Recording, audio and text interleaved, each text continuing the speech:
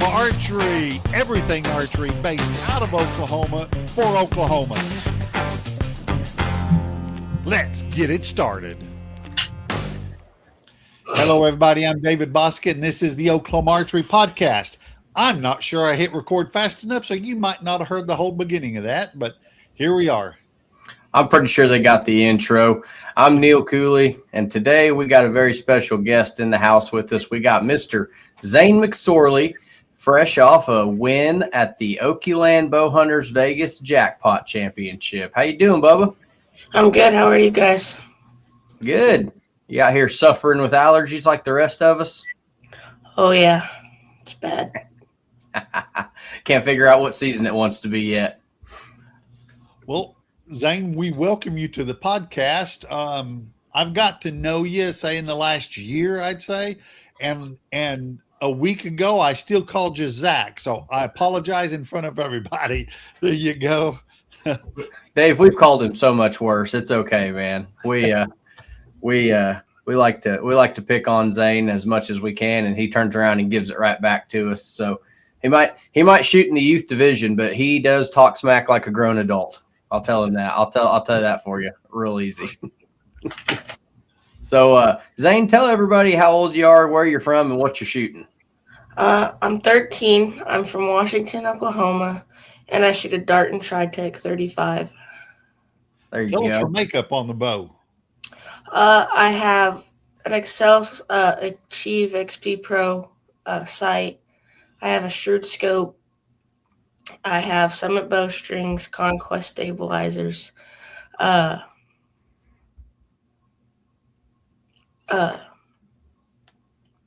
Eagle arrows. Black Eagle arrows, and I shoot the goat. There you go. As a button or a hinge? As a button. There you go. Are you squeezing it or are you command shooting it? It's just kind of either or, depending on if it's windy or not. There you go. We've had some pretty good wind in Oklahoma. I hear it howling outside the window, so it's always a 50-50 on whether or not we're going to get good wind or not. What are you shooting for a rest? You blade or drop away? I'm shooting a blade. I'm shooting the Spot Hog blade. There you go. So you running 3 fletch? Yeah, 3 fletch vanes. There you go. That a kid. I think Dave and I have pretty much decided we like the flex fletch. Last one's would you had Silent Nights on your big arrows? Yeah, I had them on the 25s. I ran the FFP 416 indoors, but yeah, I may go to the 3.6s for indoors this next year. I'm going to play a little bit this summer on that. But yeah, I had their Silent Nights on. They're a 3-inch one, and I like them. A lot of people 3D can get away with a little shorter, but literally the draw stroke that I've got, I need just that 3-inch arrow. 3-inch vane, unless it's the little skinnies. I can get away with a shorter one on skinnies. There you go. And you were out there tuning the skinnies in the wind. Had some good results. Very good results. Yeah. I was tearing them up. And on my 25s, I literally tore one up. I Robin Hooded the hay out of it at 35, and I didn't mind. It was in the middle, but unfortunately, the wife's going to have to work a little extra overtime next week, so I can go buy some more. That's why you shoot the pin bushings, man. the unit bushings, you're just begging for it. Yeah. Well, Zane, give everybody out there, I mean, I think a lot of people around Oklahoma have probably been to a Wednesday night jackpot, but give everybody just a little bit of rundown on what it's like on your typical Wednesday and kind of take us through the championship. How was the turnout? Who were you shooting against? And, give us a little summary of the event you just won. And if you got the belt there, we want to see the belt. Here's the belt. Yeah. Look at that. So usually we have qualifying grounds, and then the highest scores, it goes highest, and then they have usually for every class there's a lucky dog, and the lucky dog gets drawn.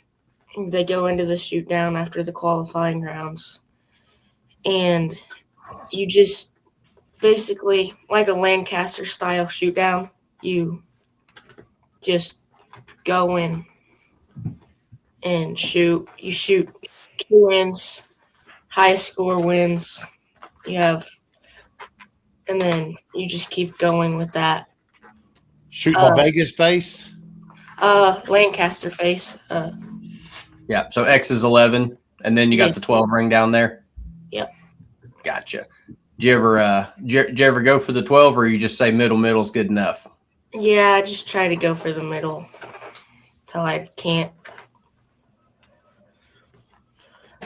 Do they shoot the 11 X is 11 throughout the tournament, or is it only in the shoot off?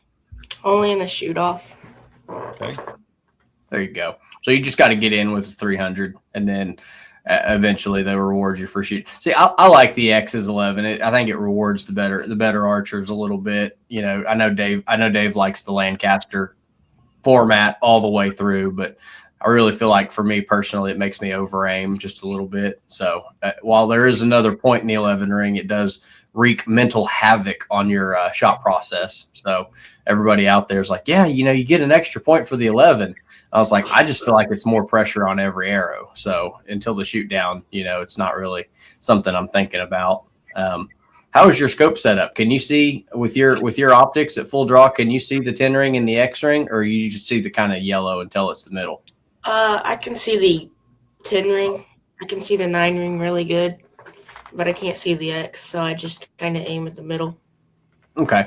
How big's your pin? Are you shooting a 19, a 15, 10? A 10. A 10? Okay. So it's not. Small. Yeah. He's got the good eyes on him. So who are you normally? I know for everybody out there, we've got an open division, a bow hunter division, and a youth division. So, you know, you're normally shooting against 5 or 6 kids.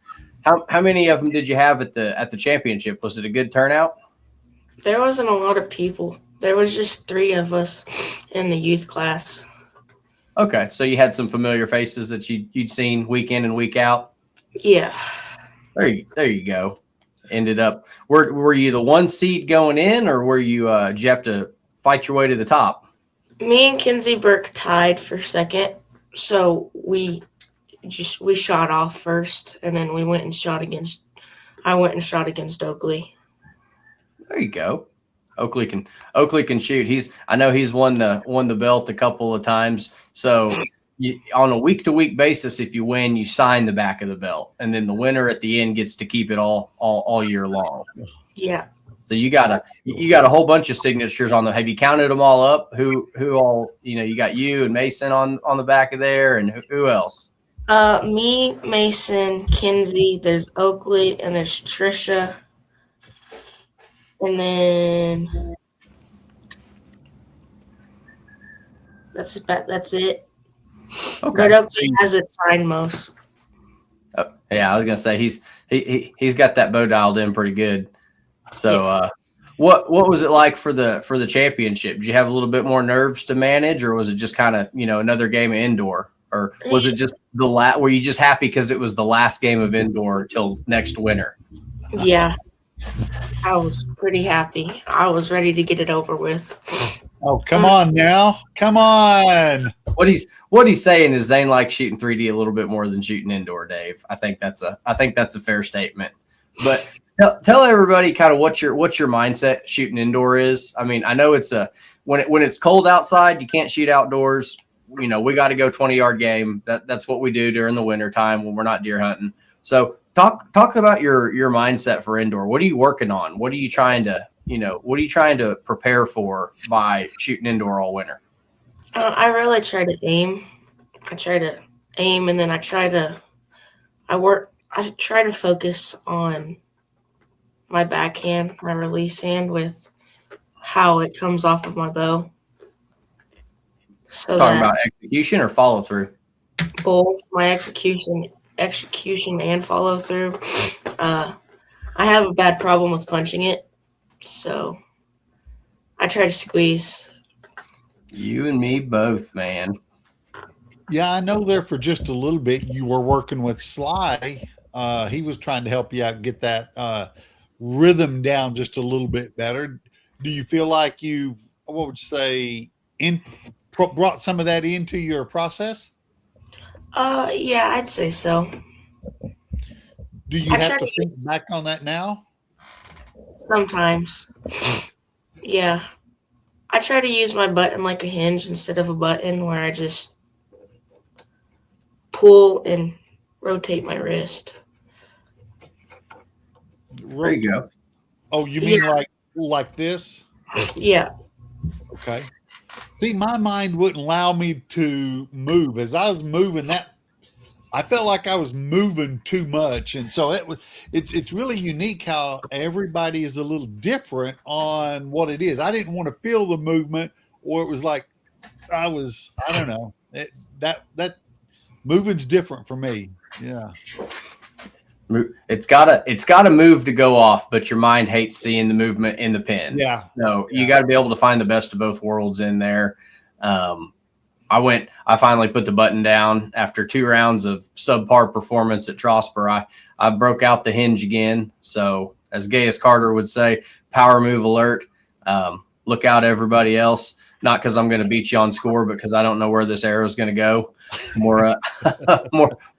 Yeah, we switched back to the hinge this past week. Just had a couple weeks in a row where I just wasn't loving what was going on with the button. So we're going to put it in the middle and just try to execute. When you're getting ready, I'm trying to help other young adult shooters get ready for those pressure points. Do you do something different? I mean, I know you're young, but that doesn't mean you don't have nerves. So how do you, as a young adult, fight that off, or do you accept it? Do you do something before? Do you go get a beer before you come to the shoot? What do you do? I usually listen to music, and then right before I shoot, I pray and just. Nice. Okay. That's all I was asking. I didn't know. Do you have a daily routine? I'd call it daily. When you're going to a shoot, do you want to eat something on the way in? Do you want to eat something while you're there? What do you like to do? I usually try to eat something before I shoot just because I don't want to get too hot or something. But I usually eat something little and then go eat afterwards. Okay. What kind of stuff do you like to eat for a shoot?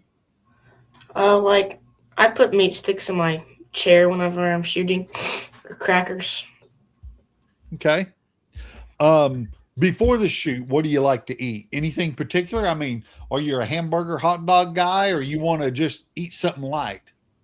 Usually, we stop and get a biscuit from Brahms.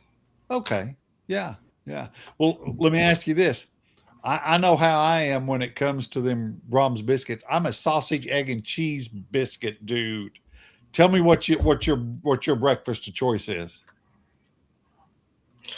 Sausage, cheese, and biscuit. I don't like egg. It hurts my stomach, so. Oh, okay. I respect that. All right, cool. Now we can get back to shooting, I guess. I think the jackpots that they do in the evening time are unique because every other archery tournament we go to, it seems like we're shooting first thing in the morning, and the jackpot's the one that's like 7 o'clock start time p.m. So you've already had your whole day. You know, you've already done everything. Wore your eyes out on the computer screen. You know, back's hurting from driving around all day. It's the only one where it's like go eat dinner and then shoot it. It's a late night kind of thing. I mean, sometimes depending on how far you live, I won't get home till 10:30, 11 o'clock. So it's a different challenge trying to prepare for it, just because everything else is either a 9 o'clock start time, 10 o'clock start time. It's always something early in the morning. So I don't know if that was anything that's like, well, how do you get ready for that? It's like, I'll just try to take it easy on Wednesdays because you're going to have a long night. It's a little bit different, kind of throws you off of your routine, but I like it because I'm not a morning person. I get out there at 10 a.m. I'm still half asleep. So it works out fine for me, but everybody else, they're, coming from work, getting off work at 5 or 6 o'clock and, rushing over to the shop to get going and try to make it there on time. So it's a little different vibe. Yeah. I think that's a good thing. Zane, is this your first opportunity to be shooting for the belt, or was you in there last year with it?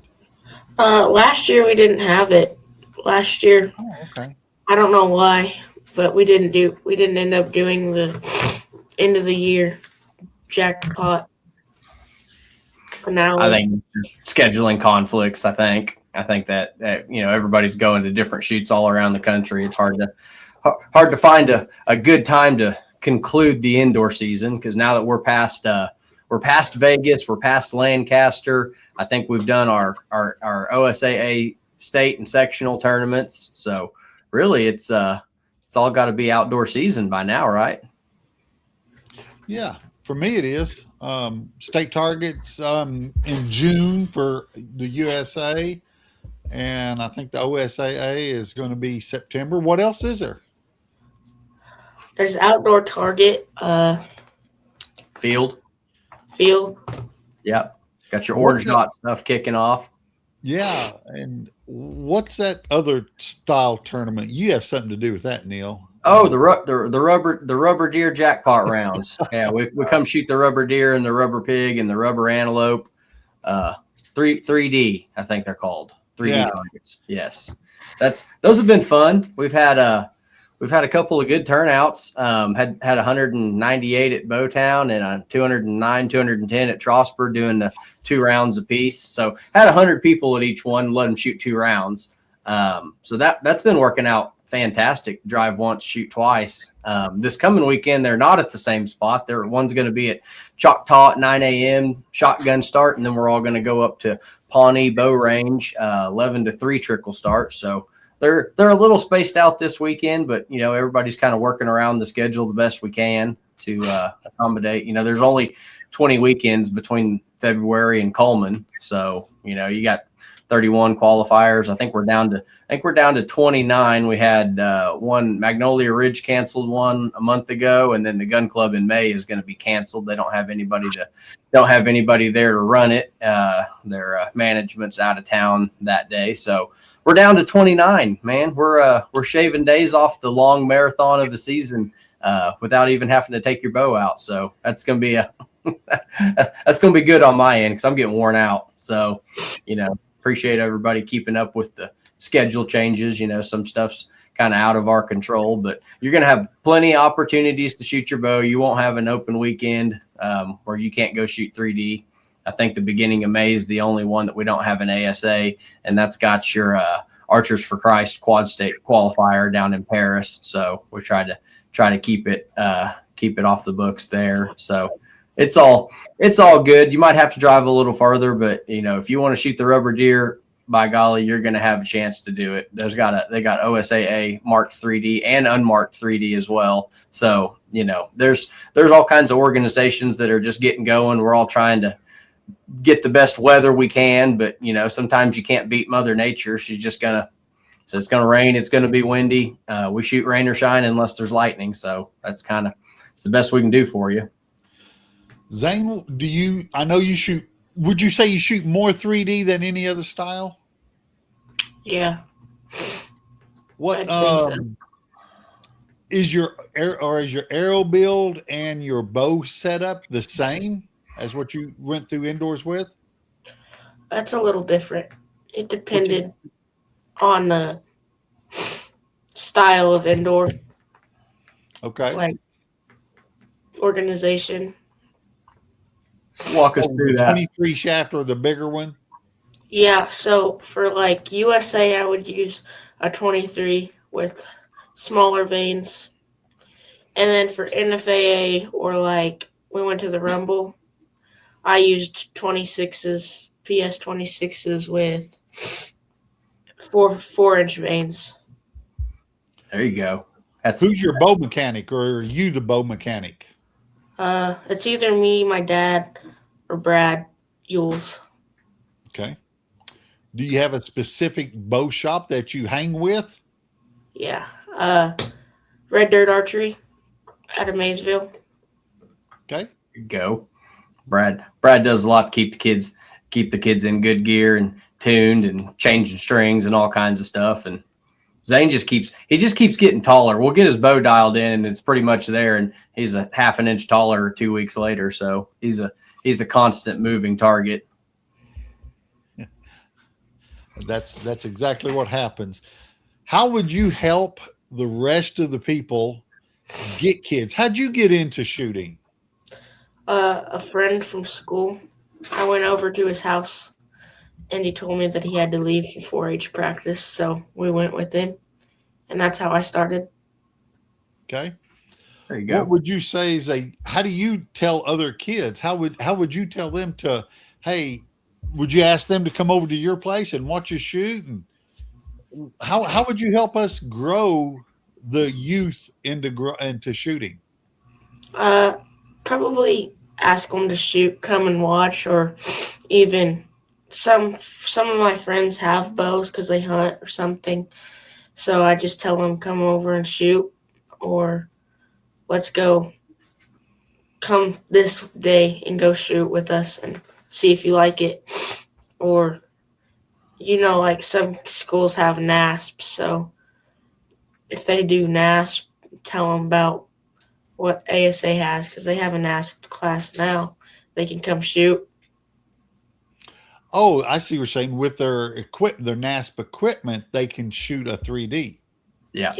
We've We've had a pretty good year with the Genesis class. We've had a couple kids come out, a few different tournaments, and they're all starting to count their scores up for shooter of the year. And it's shaping up. Casey Bruce who was behind the addition of that class. He's with Center Shot Ministries. So he told me the first year, he goes, hey, if they don't know about it in time, just keep doing it. Next year will be bigger, and the year after that. And that's kind of how the Oklahoma ASA has grown over the past 3 years. Every year it's, bigger and better and something different. So I don't see why that doesn't apply to the kids shooting. Hopefully they get hooked on it in school. And once their state and national tournaments are over in March, you've got April, May, June, July to shoot ASA. So, they're indoor through February and March. And I think like the top 10% of teams might go to nationals out east. But after that, there's no more archery in the schools. So that's where we want to be able to step in and say, hey, if you kids want to shoot your bow,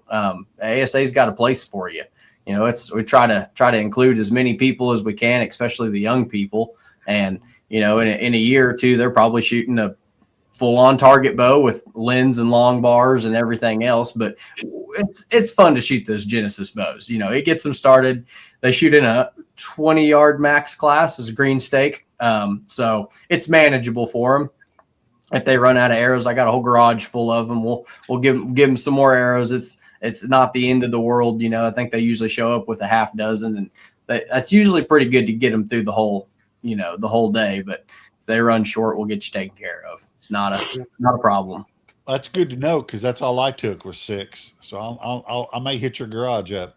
I was saying Dave shot his first ASA in, I don't know 25 years probably. It was 20 years. There you go. So who was in your group, and how much fun was it? I was a blast. I had an absolute blast. I know I had Rick Archer and gosh, I don't remember. Jimmy Hargrave. Yeah, Jimmy Hargrave, and a newer guy I think started this year, Jeff Smith. Jeffrey. Smith. Yep. Yeah. Jeff's awesome. It was a great communication, Sean, back and forth all the way through.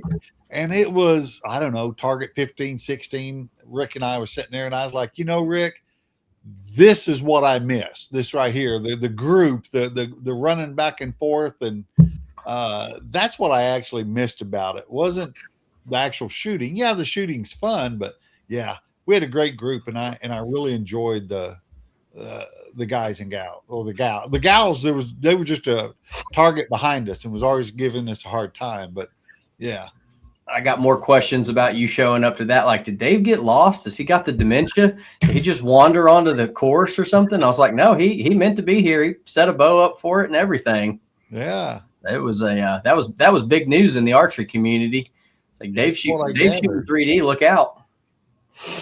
That's good. He's in the super senior known class, so the 60 and up red stake 40-yard max. They are a rowdy bunch. When you put old Scott Shields in there and Kent Jesser and all them, I think they have the most fun on the entire range. If they're not harassing me, they're harassing somebody next to them. So it's your old enough to have bail money, young enough to still have that fighting spirit.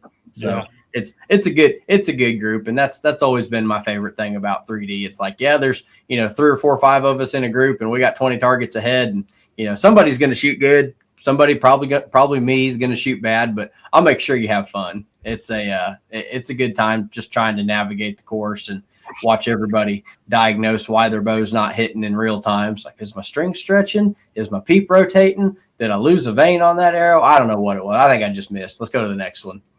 Well, let me pick Zane's brain on what I think that I needed to learn on just a little bit. Something I forgot about, and that was my footing. I've shot flat for so long, man. I got out there and my toe was one, my foot was.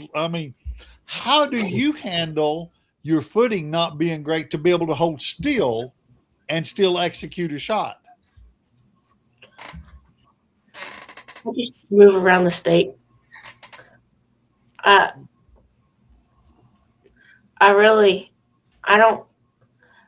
shoot with my feet together, which is probably not a great thing to do, but it's comfortable to me. So if I can find a good spot, I can lean on one foot really good. So, okay, that's something I hadn't tried. I've, as tall as I am, if I try to put my feet together, I might tip over. So, I'll have to try it at home so no one will know and they won't laugh at me.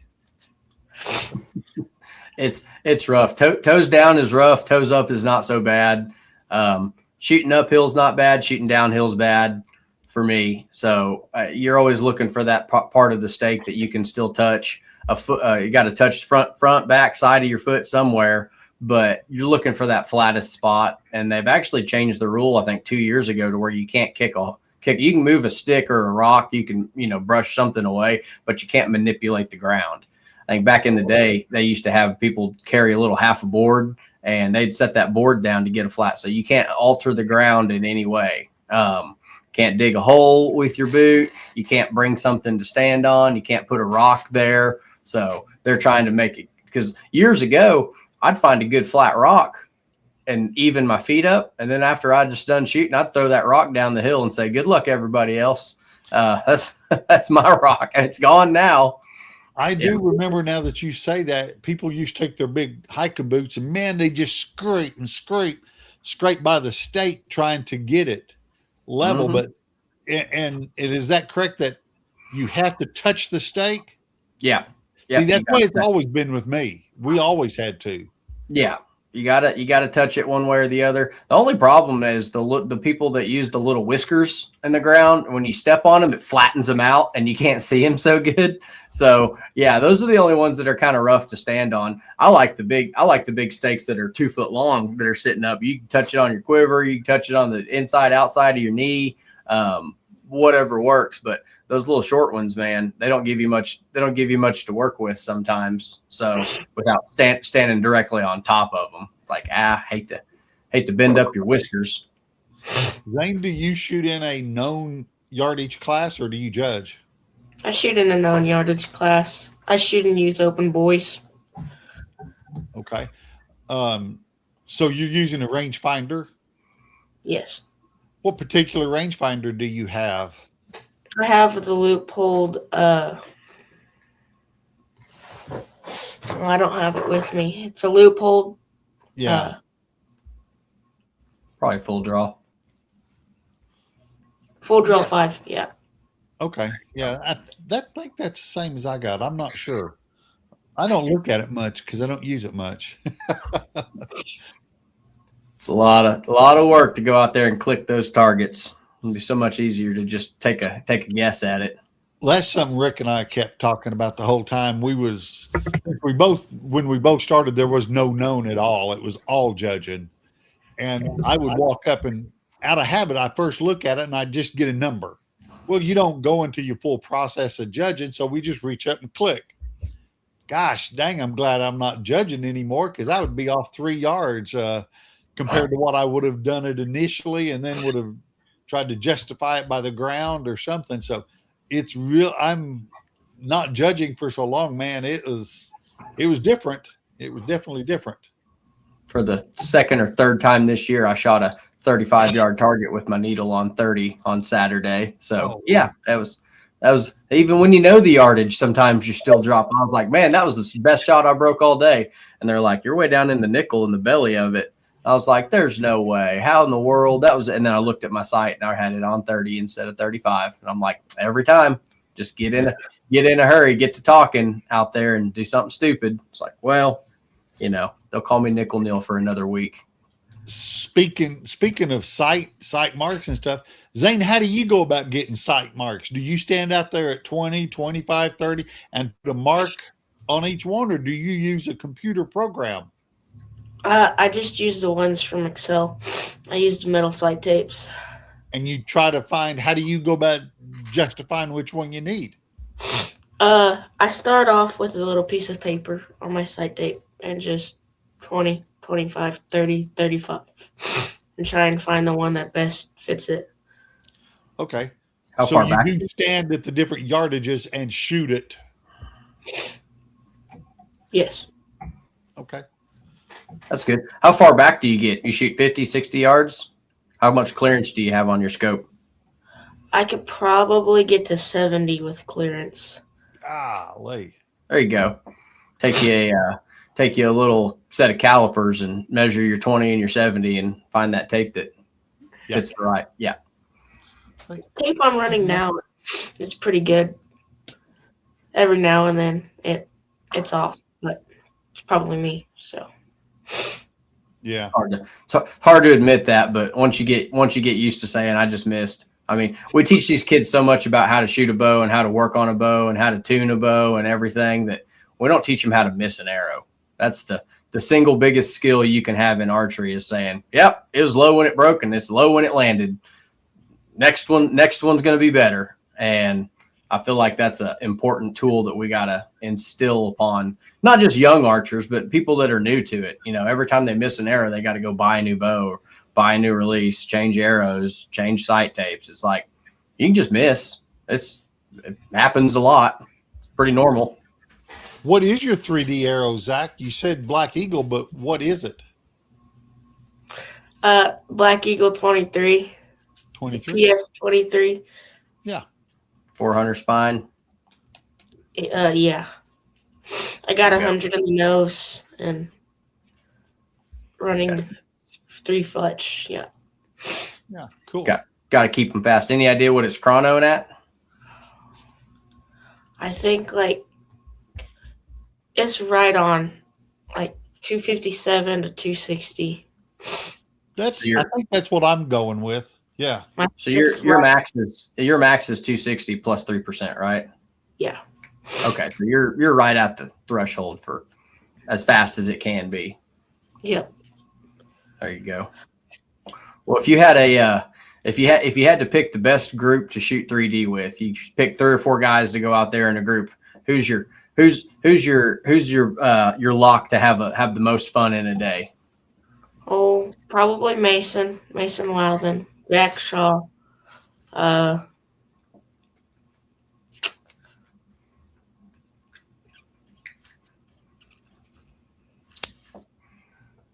Ryder, I can't think of his last name. Automio. Who? Ryder Automio. Charmillo. Yeah. And he'll give you something to aim at. Or he won't. It's just either way, you know. And I don't know. Well, that's a great question. Let's spin this a different way, Zane. What is your dream team if you could pick a group of pros to go shoot with?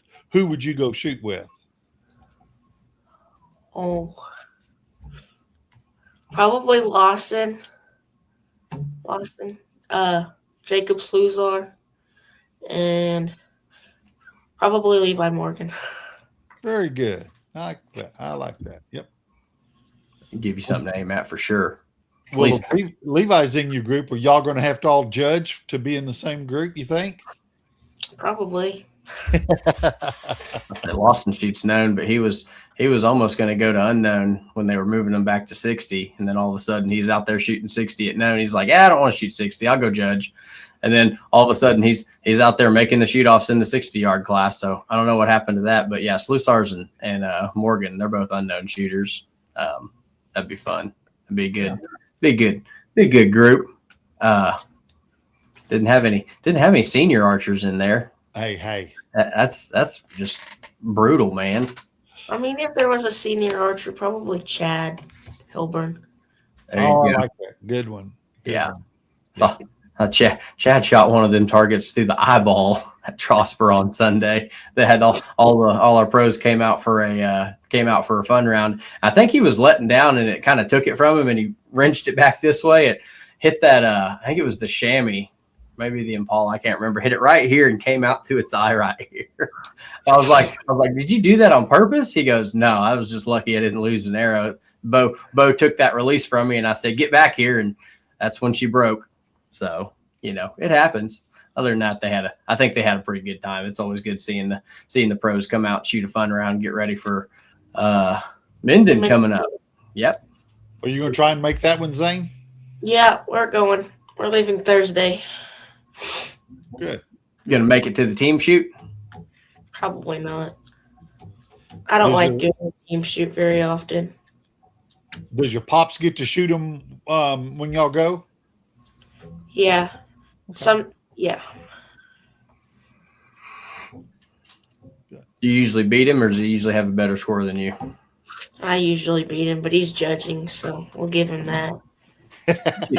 He's shooting from further away, isn't he? Yeah. Yes. No, you can shoot the 45-yard, but you got to shoot it known. It'll be all right. Too much time spent looking for arrows. Yeah. Tell you what. Well, Zane, you're the only one on this podcast that is sporting one of the Oklahoma Archery Podcast hats. Gosh, that make us look bad here. I had a whole bunch of them there, but they are all loaded up in the truck. They're for sale every Saturday, Sunday. So if you want to get you some Oklahoma archery swag, come on out to the qualifier. I've got them in my pickup truck. But I think mine's at right now. Mine's in the truck. Yeah. I think Zane's got a hookup on the hats, man. He knows where to get one. Yeah. That's a Heather. She takes care of all our logo merchandising needs. So not just for the podcast, but for the Oklahoma ASA too. If you need any kind of gear, Barbed Wire and Grace is definitely the place that big Bowtown shirts. If you can see those right there. I say announcement: our Bowtown Wednesday night practice is canceled moving forward. They had some people out there that landowner was trying to do some turkey hunting. He goes, there's too many people out here. We got to shut this down. So we might be we might be out of range at Bowtown until turkey season's over or indefinitely. We're not really sure yet, but we'll put that out on the Facebook that Wednesday night practice is canceled moving forward. The gun club's going to keep doing them through the 30th of this month. So another 2 week of the gun club practice, and we'll finish that up, and there'll still be a qualifier or two every weekend. So you got plenty of chances to come get dialed in and see some foam, but go out there and get your practice in while you can. There's a lot of people doing a lot to, bring you these events. So don't take them for granted. Are you going to try to make a shoot this weekend? Me? Zane? Yes, sir. Yeah, I think I'm going to Choctaw. Okay. Yeah. I'm leaning towards Pawnee, simply because if I get to go, and I haven't asked for permission yet from the house, but if I go and everything, wife's got some stuff up there, some quilt store. She loves quilting, that she might go and visit, and she can just drop me off and go visit and spend, and then come back by and pick me up. So kind of get get to spend a day with her and not be with her all at the same time. A modified kitchen pass, if you will. There you go. It's like parole for early release. It's like, yeah, you're still on the hook, but they're gonna let you go do a few more things. Yeah, right. I'll be at both of them both days. We'll start the day off at Choctaw, be there from about 7 for a 9 o'clock, and then we'll get that round shot, and we're gonna mosey up to Pawnee. We'll do the team shoot up there both days, just because they've got a little bit more space, and I've got to bust out of Choctaw in time to go, make it to the second round. So I'll be at both of them. They're both fantastic ranges. I appreciate everybody, supporting all of them that you can. I know it's a busy season, but it's a week before Minden. It's go time for 3D season. So you want to be dialed in. I'm over here switching releases halfway through the season. That's the thing I don't want to do is change equipment middle of the year. But here we are changing it up at halftime. If it's not working, don't be afraid to go to something different. That's right. Well, Zane, I appreciate it. You've been on here, and we know you've got stuff to do. Either go shoot your bow or chase girls. Either one will work for you. So get back in school. What are you doing? Yeah. Why are you? It's the middle of the day on Friday. Where's your correctional officer at? Well, Zane, if you have any sponsors, tell about your shop again and we'll let you go, bud. Okay. Yeah, my shop is Red Dirt Archery from Maysville. I shoot for Darton Archery, Black Eagle, and Conquest. Scott Hamlin. Yeah. There you go. That's right. Well, Zane, thank you. Is there anything you'd like to leave with us? I do have one other question. What is your favorite flavor of ice cream? Chocolate chip cookie dough. Attaboy. I'm in with that. All right. You think anything else, Neil? Man, that's it. I'll see everybody out there this weekend. There's a 0% chance of rain for the first time in I don't know how long. So both the ranges are going to be pretty deep in the trees. So just because it says it's going to be windy, you're not going to notice it inside the heavy timber. So come on out 9 a.m. at Choctaw, 11 to 3 trickle start at Pawnee, and we'll hope to see a whole bunch of you there. We got Heath cooking Saturday only at Choctaw. So come get you a Big Daddy Burger Shack and head on up the road to Pawnee and shoot your 2 rounds. And if we get enough people that shoot both, we might do a $100 drawing for it. You never know. Cool. And tick spray. Yeah. Tick spray, skeeter spray. If you got a thermocell, mud boots for sure. We've had a bunch of rain. I know we needed it, but it's going to be muddy down there. So mud boots on both ranges, please and thank you. All right. Thanks, everybody. Zane, thanks for taking time out to join and talk with us. Thank y'all. All right. Y'all be good. I'll see you this weekend. You bet.